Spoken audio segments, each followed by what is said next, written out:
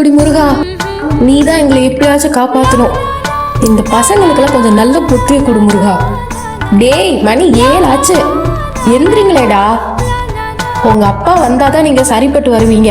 வாழ்க்கையில முன்னுக்கு வரணும்னா முதல்ல காலையில டக்குன்னு எந்திரிக்கணும். அது கூட தெரியல உங்களுக்கு இன்னும். இதுல வேற உங்க அப்பா தந்தை சொல்மிக்க மந்திரம் இல்லைன்னு திருக்குறள் எல்லாம் சொல்லிட்டு திரிகிறான். என்னத்த சொல்ல, எந்திரிங்க அவர் வர்றதுக்குள்ள. வாழ்க்கையில முன்னுக்கு வரணும் எந்திரிக்கிறத விட காலையில ஒண்ணுக்கு வருதுன்னு எந்திரிக்கிறவங்க தாமா அதிக பேரு. நீ வேற காலையில ஏதாவது சொல்லிட்டு இருக்காம போமா. இந்த டைலாக்கெல்லாம் ஒன்றும் குறைச்சல் இல்ல. எந்திரிச்சு வேலையை பாருங்க.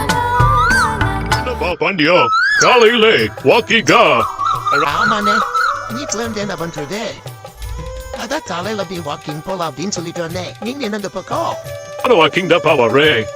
வா, அப்படியே பேசிட்டு நடப்போ. அப்புறம் பசங்களா எப்படி நல்லா இருக்காங்களா? வியாபாரம் எப்படி போகுது? வியாபாரத்துக்கு என்னென்ன குறைச்சல்? நல்லா போகுது. ஒரு நாளைக்கு 5000 ரூபாய் தான் ஒர்க் பண்றேன்னா பாத்துக்கங்களே. அண்ணா, என்னென்ன அரிசி கொடுத்துருக்கீங்க? ஃபுல்லா புழு பூச்சியுமா இருக்கு. இதை எப்படி நான் வடிச்சு சாப்பிட்றது? ஒழுங்கு நான் கொடுத்த காசை கொடுத்துருங்க. இந்தாங்க உங்களோட அரிசி.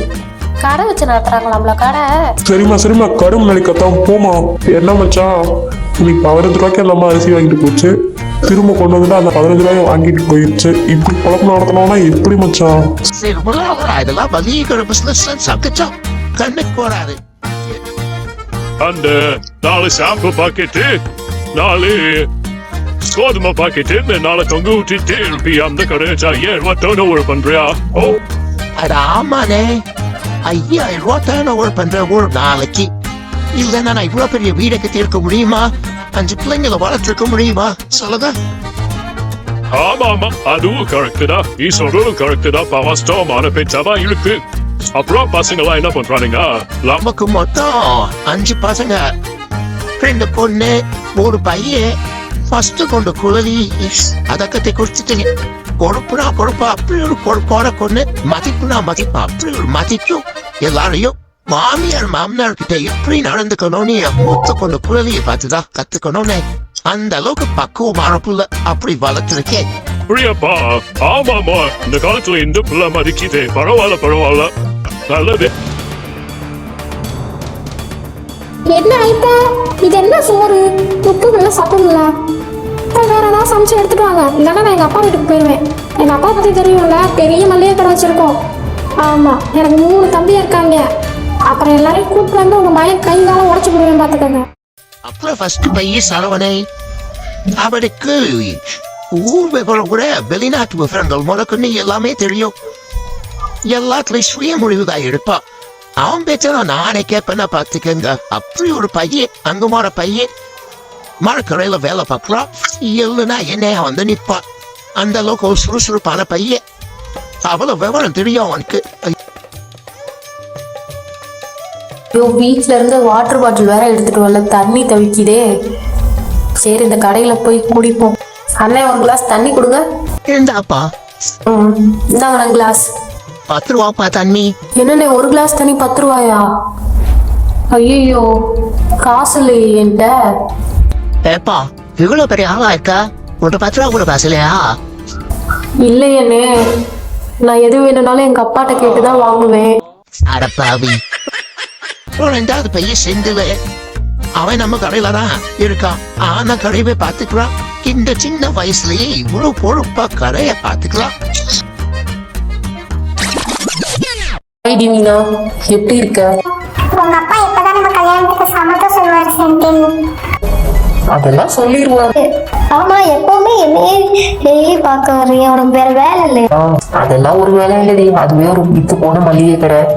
அங்க உட்காந்துருக்கு மேல ஒரு பெட்டியை தூக்கி வச்சுட்டு போய் ஆர்டர் கேட்டிருக்காங்க, கொடுத்துட்டு வரேன் அப்படின்னு சொல்லிட்டு வந்துடுவேன். உன்னை பார்த்துக்கிறத விட எனக்கு பெரிய வேலை இல்லடி. அட போங்க. 3வது பையன் கதிரு. பேச்ச தட்டவே மாட்டான். நான் என்ன சொன்னாலும் கேட்பான். அப்படி ஒரு பிள்ளை. நான் கீழ்ச்ச போட்டு. ஏய் கதிரு, உங்க அப்பா இன்னைக்கு இந்த சட்டையை போட்டு போ சொன்னாருடா.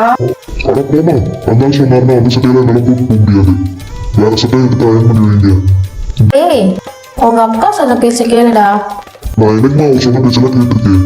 சும்மா போங்கம்மா. அரிசி கொண்ட அலசி தேடிக்கேத்த மரியாதை அலசிதான். என் வீட்டுக்காரக்கு பலத்துல இருந்து எல்லாத்தையும் போலதான் பாப்பா.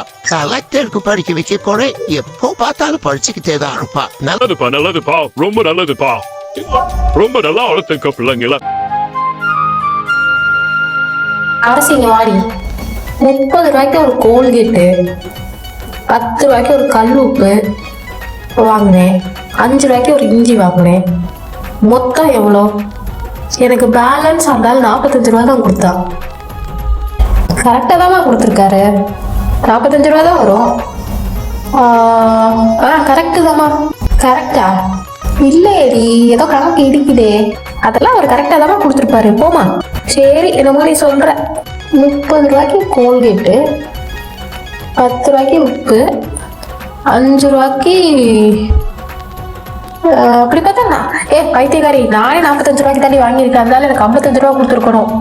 அடி பாவி, இதுக்குதான் நீ இப்படி படிச்சுக்கிட்டு இருக்கியா? இந்த லட்சணத்துல கலெக்டராக போறேன்னு வேற உங்க அப்பா என்ன நம்பிக்கிட்டு இருக்கான். அதை போமா, எப்ப பார்த்தாலும் என்ன இப்படி சொல்லிட்டே இருக்க. ஊருக்கு வந்து கேட்டாலே சொல்லுவாங்க, பிள்ளை வளர்த்தா பாண்டிய மாதிரி வளர்க்கணும் அப்படின்னு. ஆமாப்பா ஆமாப்பா. சரிண்ணே, டைம் ஆயிடுச்சு, நான் போயிட்டு வரேன். கோமதி டீ போட்டு வச்சு வெயிட் பண்ணிட்டு இருப்பா. நான் போனாக அவளே டீயை குடிப்பா. அந்த அளவுக்கு என் மேல லவ் இன்னும் குறையல அவளுக்கு. சரிப்பா நீ போயிட்டு வா. இந்த எண்ணெயில சுட்ட வரையுடைய வாயில சுட்ட வரதாயா ரொம்ப முறுமுறுன்னு இருக்கு. உருட்ரா என்ன உருட்ரா